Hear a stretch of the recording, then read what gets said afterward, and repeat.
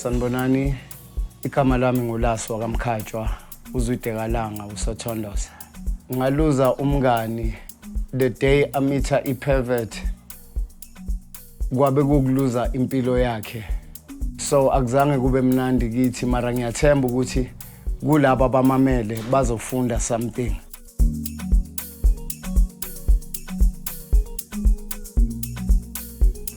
Sanibonani molweni, welcome to another episode of TVC Gauteng. Igama uZamambo Mkhize owaziwa ngoZamzukwana Closet on the social streets. Siyabonga kakhulu to everyone who has subscribed to our channel. If you are new to the channel, welcome and isicela subscribe, it's absolutely free.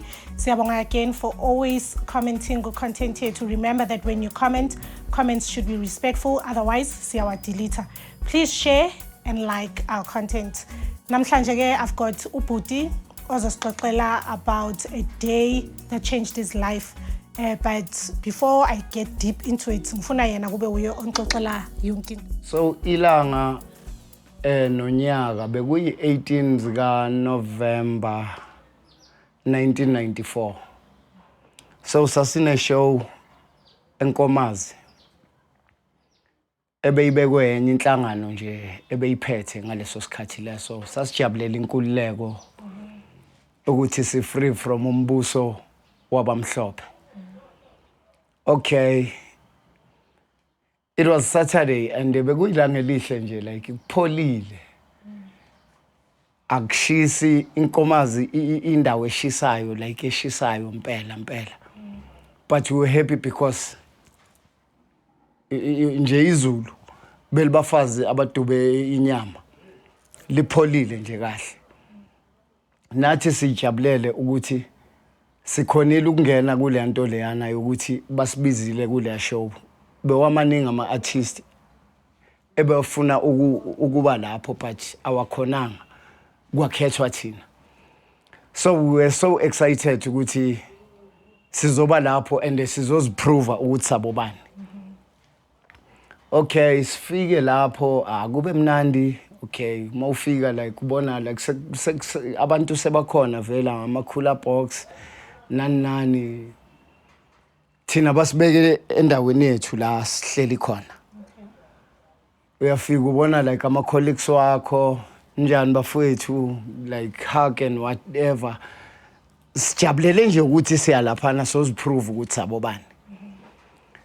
Sharp kwenzeke hayi nasi isikhathi sethu sokuthi socula ke ngaleso sikhathi leso sifike sicule kube mnandi. Okay, si excited after a show wonke umuntu uyazi ukuthi khona la angeke ufike uphuzile showini. So kuba naleso sikhathi sokuthi sekuyi la elokishini sibiza uma buceda ukufihla umuntu bathi after tears. But kithi sama artist sekuba into yokuthi okay sicedile ukuperforma noma ngazitholela like some few drinks kuba mnandi. Okay, la sihleli khona sikuma VIP ngazi ngizothi VIP what but sikuma VIP nje. Sifike sihlale ke lapho sizijabulise. Then comes a guy uya ku sister. Ugcoke kahle uBhuti. Okay. Uzilabelile kahle. Kube into ukuthi okay phela ngeke uze ube nomona ukuthi akusintombi yakho lo muntu loyo. Abakhulume ke kube yile nto le sebanale moment yabo aside from Tina. Tina sihlelele ke ngale as like some other members like namantombazane nabafana like sibaningi nje. Ayikwenzeke like ukuthi into yabo ngathi seyashesha in such a way ukuthi yabo sekuyacatshuzwana khona lapho. I don't see nothing wrong with that. But sekuyacatshuzwana, she hardly knew a guy. Akamazi lo muntu ekuqala. So kube khona into ethi kimi ngiye ngiyomtshela ukuthi Ntombi ngathi uyashesha laphana. Mara ngibambe ngoba ngibona ngathi uzothi nginomona. And yet sekasibonisile like ukuthi okay ngathi uyamfrustana untanga. Okay, ayikhamba isikhathi nyana like inkathi bekwabo 10 ebusuku. Kwenzeke ukuthi sekumele khanjwe manje. Angisho ishow it was around about 7 khona lapho. Kuleso stadium besikuso. So le after party like ebesiyenza.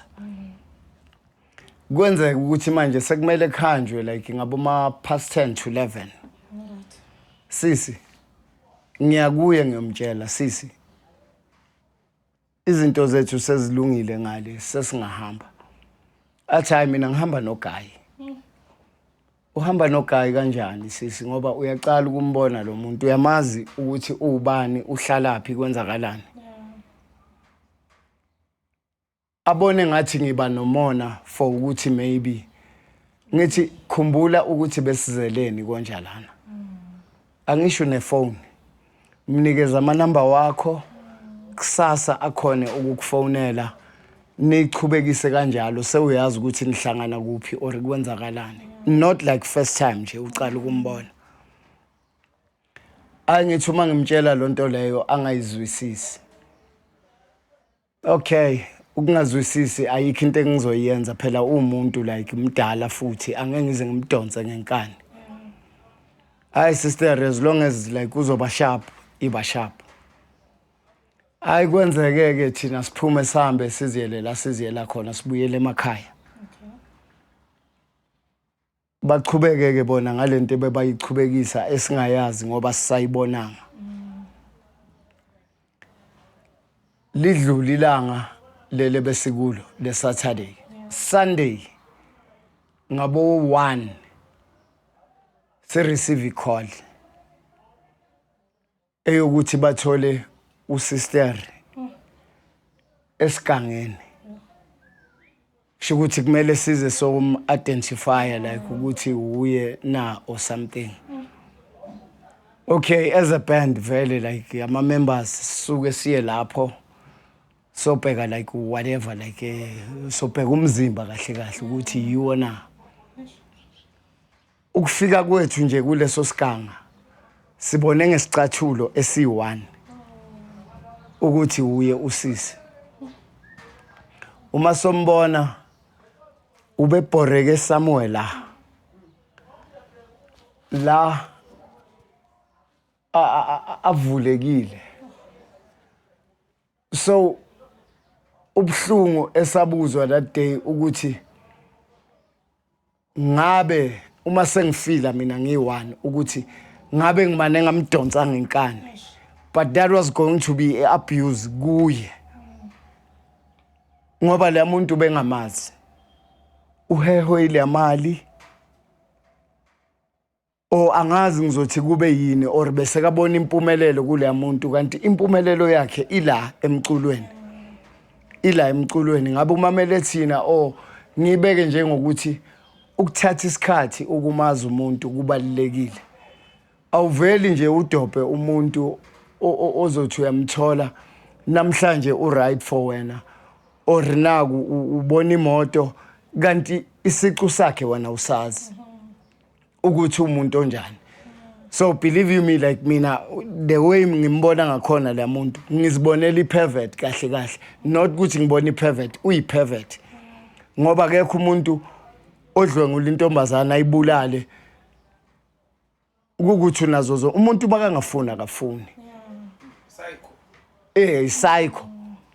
Umuntu mayengafuna kafuni. Ningamane uyakhona ukulala nomuntu endaweni eyi1. Ungamenzanga lutho. Uma engafuna kafuni. So ukuthi angaze athathe umphefumulo wale ntombazane like that was very the way awuthathe ngakhona futhi. Kukuthi bekambukele. I think wonke umuntu if umuntu talented you can see like you can feel italent lo muntu. That girl like bekathi uma kangena ipresence yakhe nje stage beyiba nemfudumalo. But ngelanga eli1 nje iyaluzeka lonto leyo. Ngenxa yomuntu sisi ongakhoni ukuyibamba.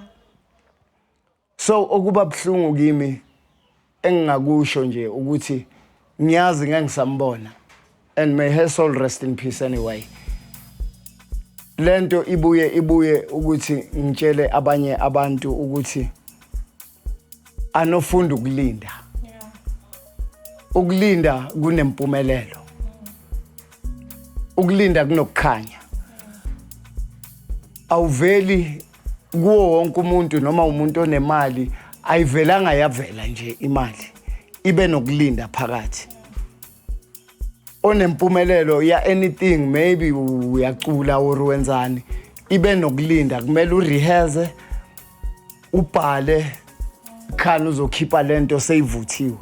So uma ngithi ukulinda, awuveli uhlangane nomuntu bese uhamba naye. Ubeka impilo yakho engcupheni ngento engekho. Awumaze kokucala ukunikeza inkinga at the end of the day. So ngamluza usisi ngenxa yomuntu nje I can't even like now angazi ukuthi waboshwa lo muntu loyo or ngoba nathi besingamazi. Nambona kayiwani. Sambona kayiwani ngalelo langa lelo ukuthi uzom-identify kanjani because kwayimoto ebekahamba ngayo. Awuzange wathatha inumber plate yayo.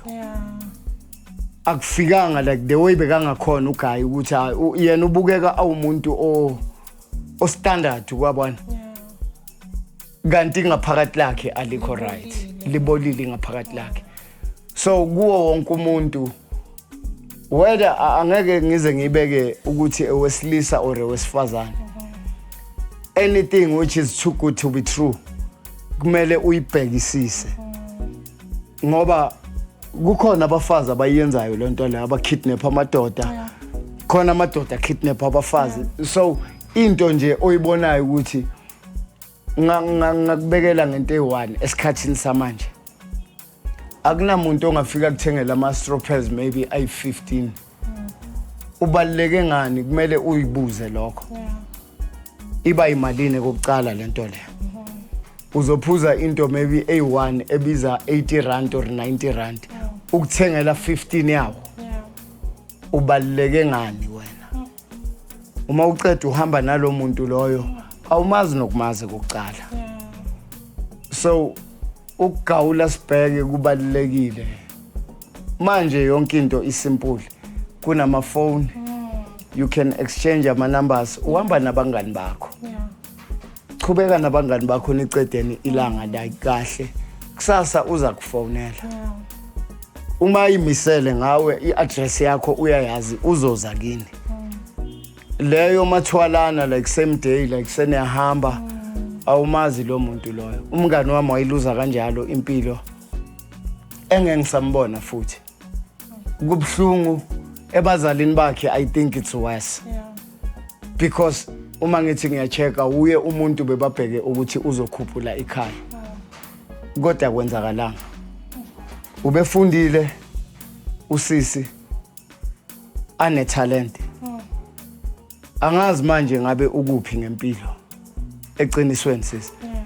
If bekasaphila I believe maybe like your next Brenda Fassie or something the way like bekangakhona kodwa kwenzakalanga ngenxa yomuntu oyi1. Yeah, I think it's very important that we take accountability as abantu and sibhekelane, especially if sazi ukuthi sihamba sonke. Ubhuti has advised you and hopefully you have learned ukuthi ayikho into ezalula empilweni and kubhlungu to lose someone obo close naye, you know.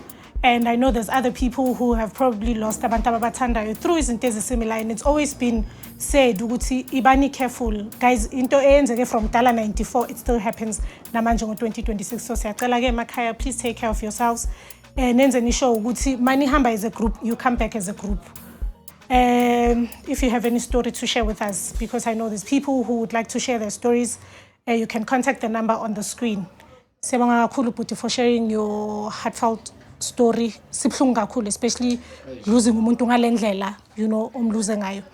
Siyabonga kakhulu for tuning in kule episode. Don't forget to like, share, comment and subscribe.